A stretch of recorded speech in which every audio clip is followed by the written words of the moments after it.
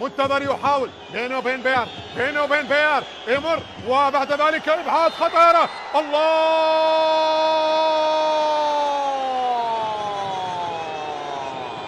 اعتقد بان هنالك صافره، وهي بآمال كبيره بأن يكون هذا الفريق بموسم استثنائي ويعود لأمجاد موسم 2009 جات وتمني النفس بعودة بالنقاط الثلاث.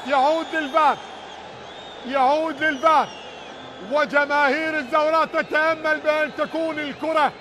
بأن تكون الكرة ما فيها خطأ.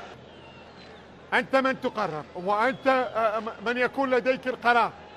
هنا المرور، الكرة في البداية، وهنا الإبعاد من قبل محمد صالح، وهنا التداخل إذا ما كان يستحق خطأ ويلغى الهدف أو ربما يكون هدف شرعي للزوراء. أحمد كاظم ماذا يقول؟ أحمد كاظم ماذا يقرر بأنه جول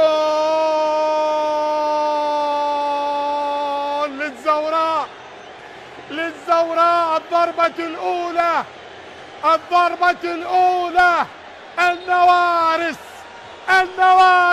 الزوراء. قوقية هدفك صحيح.